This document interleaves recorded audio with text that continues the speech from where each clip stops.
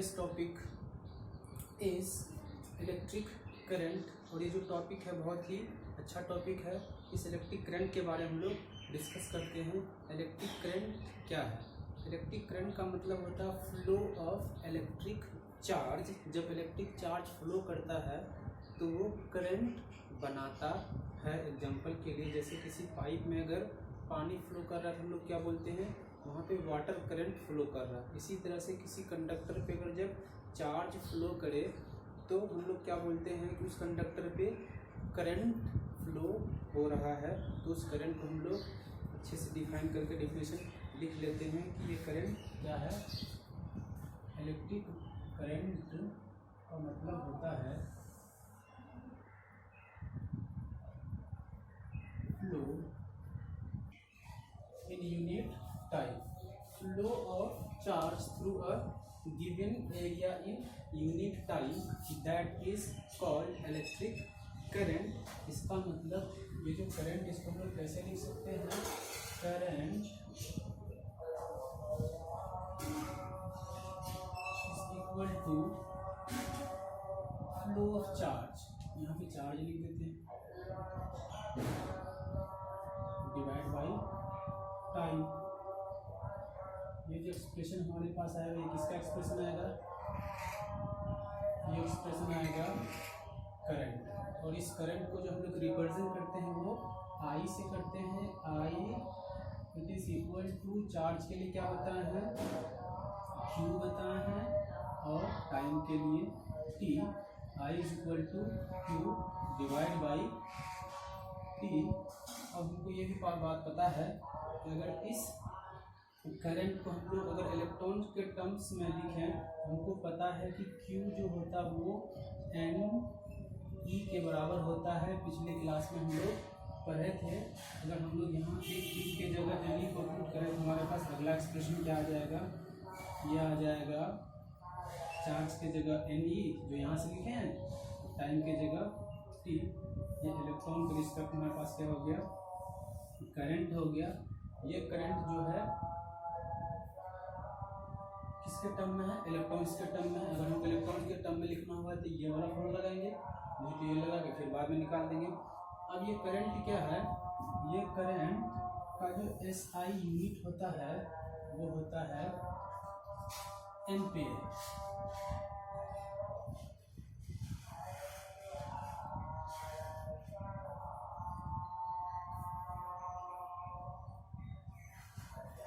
Ampere और हम लोग कैपिटल में से इसको रिप्रेजेंट करते हैं।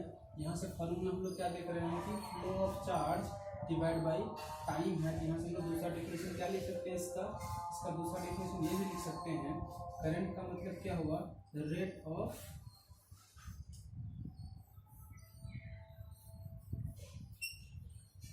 Flow of charge.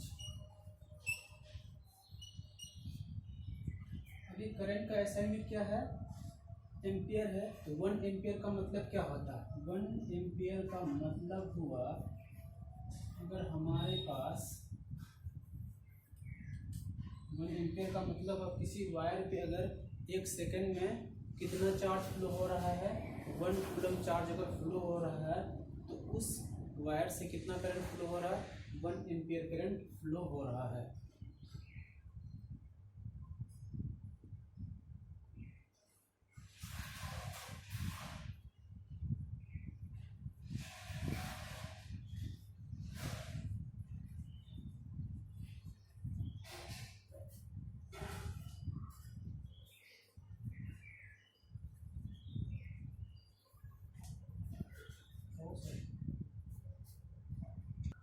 Ampere of current, यानी 1 एम्पियर ऑफ करंट को हम लोग कैसे डिफाइन कर सकते हैं? If I have a wire and through this wire 1 coulomb of charge is flowing through the wire in 1 second. अब लोग चार्ज को तो नहीं देख सकते, फ्लो कौन करेगा? ये चार्ज के बदले कौन फ्लो करेगा? अगर हमारे पास 1 कूलम चार्ज है मतलब कितना इलेक्ट्रॉन को फ्लो करना पड़ेगा? 6.25 इंटू 10⁻18 इलेक्ट्रॉन्स फ्लो करे। इसी वायर में 1 सेकंड में कितना इलेक्ट्रॉन फ्लो करे? इतना इलेक्ट्रॉन अगर फ्लो करे 1 सेकेंड में, तो उस वायर में जो करंट का मैग्नीट्यूड होगा वो होगा 1 एम्पियर। हम लोग देख लेते हैं 1 एम्पियर। अगर हमारे पास ये हमारे पास 1 एम्पियर, हमको ये फॉर्मूला पता है, ये जो हमारे पास आई है वो 1 एम्पियर है, और ये किसके बराबर होता है, ये होता है चार्ज। तो चार्ज कितना लेना होगा, 1 ampere is equal to 1 coulomb पर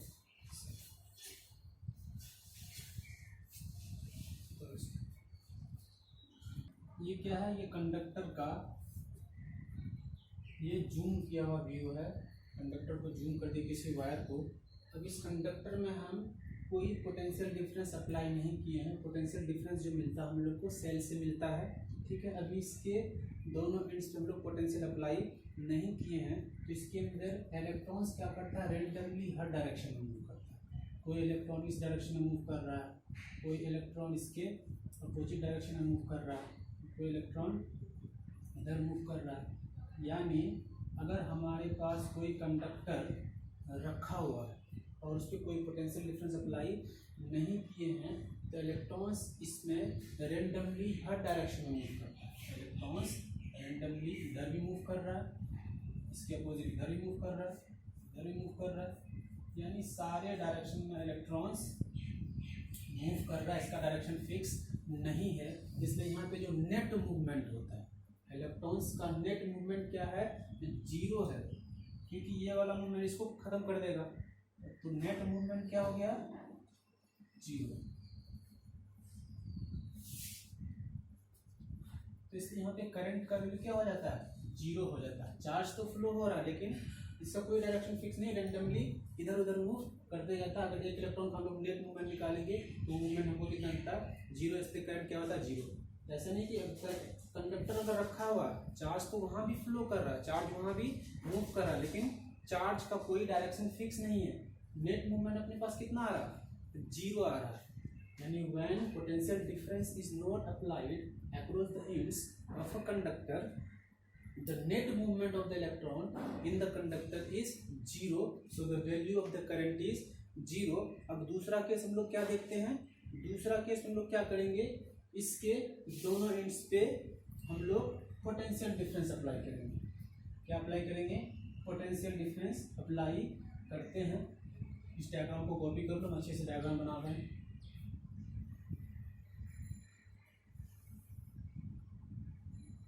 कंडक्टर के दोनों एंड्स पे हम लोग क्या अप्लाई किया, पोटेंशियल डिफरेंस। यानी ये वाला साइड मेरा पॉजिटिव है,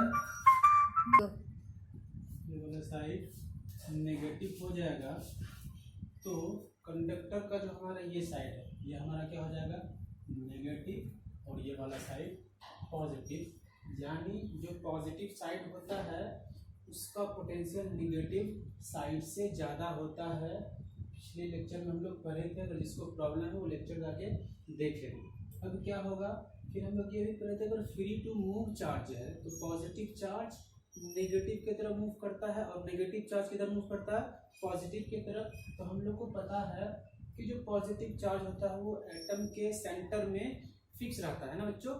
तो मूव कौन करेगा, सिर्फ मूव करेगा इलेक्ट्रॉन्स। तो इलेक्ट्रॉन्स अब क्या कर रहा है, इधर से इसको रिपल्सन मिल रहा है और इधर से अट्रैक्शन मिल रहा है। तो ये सारे इलेक्ट्रॉन्स क्या करेगा, ये एक लाइन में मूव करना स्टार्ट कर देगा। ये इलेक्ट्रॉन्स एक लाइन में मूव करना ऐसे स्टार्ट कर देगा।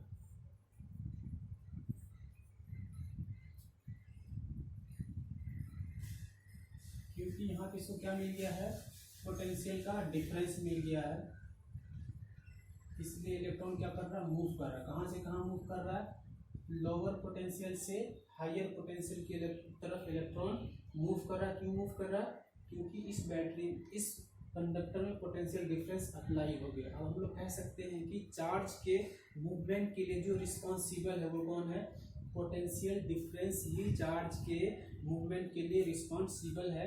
विदाउट पोटेंशियल डिफरेंस चार्ज एक डायरेक्शन में मूव नहीं करेगा। अब देखो यहाँ पे क्या हो रहा है, इलेक्ट्रॉन्स फ्लो हो रहा है, चार्ज फ्लो हो रहा है। इसी तरह से अगर इसको पाइप समझा और इस पाइप के अंदर ये वाटर फ्लो हो रहा है, तो जब वाटर फ्लो होता है हम लोग क्या बोलते हैं कि यहाँ पे वाटर करंट है, लेकिन यहाँ पाइप की जगह हमारे पास वायर है और वाटर की जगह कौन है, चार्ज है, ये चार्ज फ्लो हो रहा है, हम लोग क्या बोलेंगे, इलेक्ट्रॉन का करंट। किसका करंट है, ये इलेक्ट्रॉन करंट किधर से किधर मूव कर रहा है, पॉजिटिव से नेगेटिव की ओर, सॉरी नेगेटिव से पॉजिटिव की ओर मूव कर रहा है, लेकिन पॉजिटिव चार्ज यहाँ पे मूव नहीं कर रहा है, पॉजिटिव चार्ज मूव नहीं कर रहा। लेकिन इलेक्ट्रिसिटी जो हम लोग पढ़ते हैं वो पॉजिटिव चार्ज की हेल्प से ही पढ़ते हैं। अब देखो हम लोग क्या बोले थे, पॉजिटिव चार्ज और नेगेटिव चार्ज दोनों एक दूसरे के अपोजिट होते हैं। अगर पॉजिटिव चार्ज लोअर पोटेंशियल से हायर की तरफ मूव करता है, सपोज करो कि पॉजिटिव चार्ज फिक्स नहीं रहता, वो भी फ्री होता, तो वो इसके अपोजिट डायरेक्शन में मूव करता कि नहीं करता।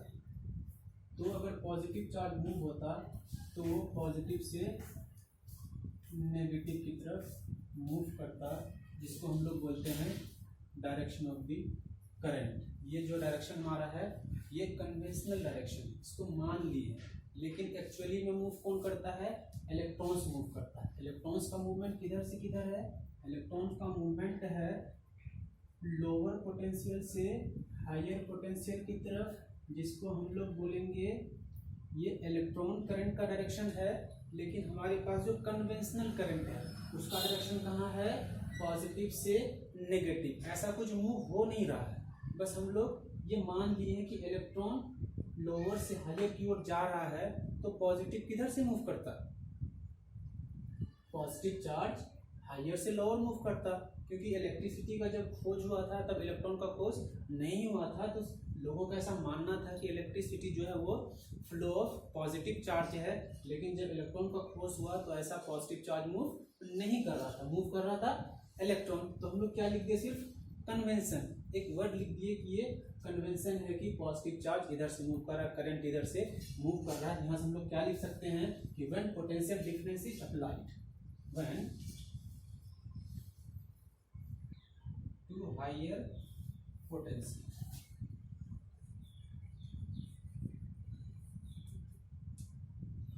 जब किसी कंडक्टर के दोनों एंड्स पे हम लोग पोटेंशियल डिफरेंस अप्लाई किए, उस पोटेंशियल डिफरेंस के कारण, पीडी का मतलब पोटेंशियल डिफरेंस है, ये जो इलेक्ट्रॉन्स है ये इलेक्ट्रॉन्स मूव करना स्टार्ट किया, कहाँ से कहाँ तक, पॉजिटिव साइड से नेगेटिव साइड की तरफ, मतलब लोअर पोटेंशियल से हायर पोटेंशियल की तरफ इलेक्ट्रॉन मूव करता है। और डायरेक्शन ऑफ करंट जो हम लोग लेते हैं वो लेते हैं opposite to the direction of flow of electron. ये किसका डायरेक्शन है, direction of the flow of the electron, और ये किसका है, direction of the conventional current. इसको अच्छे से लिख लेना, यहाँ से क्या लिख सकते हैं, direction of flow of electrons. Conventional current का डायरेक्शन किधर लिया जाता है, opposite to the flow of the direction of the electrons. It means current का जो डायरेक्शन होगा, कन्वेंशनल करंट का जो डायरेक्शन होगा वो कहाँ से कहाँ होगा, ये होगा higher potential to lower potential. Current का डायरेक्शन कहाँ से कहाँ लेते हैं हम लोग, कन्वेंशनल करंट का higher potential to lower potential, lower potential. यहाँ तक सबको बात समझ में आ गया। जब कंडक्टर रेस्ट में होता है उसके पास कोई पोटेंशियल डिफरेंस नहीं होता, इलेक्ट्रॉन तो फ्लो करता है लेकिन सारे डायरेक्शन में करता है, तो नेट मूवमेंट जीरो होता है। लेकिन जब इसके दोनों एंड्स में हम लोग पोटेंशियल डिफरेंस अप्लाई कर दिए तो क्या होता है, इलेक्ट्रॉन्स नेगेटिव साइड से यानी लोअर पोटेंशियल से हायर पोटेंशियल की ओर फ्लो करना स्टार्ट कर देता है। और हम लोग करंट का जो डायरेक्शन लेते हैं वो क्या लेते हैं, opposite to the direction of the flow of the electrons. अगर इलेक्ट्रॉन करंट लोअर से हायर की तरफ मूव करेगा तो हमारा जो कन्वेंशनल करंट होगा वो हायर से लोअर पोटेंशियल की ओर, यानी हमेशा पॉजिटिव से नेगेटिव की तरफ किसका डायरेक्शन होगा, करंट का डायरेक्शन होगा। यहाँ तक किसी कोई दिक्कत नहीं है। अगली क्लास में हम लोग नए टॉपिक के साथ मिलेंगे, जो टॉपिक होगा अपना ओम्स लॉ। इसको अच्छे से पढ़ लेना, कॉपी कर लेना। आज की क्लास में हम लोग इतना ही, मिलते हैं अगली क्लास में, तब तक के लिए bye. For assignment, student click on the link below. Please subscribe this YouTube channel. Press the bell icon for latest videos. Like this video, share this video to your classmates, and for any doubt, please write on the comment section.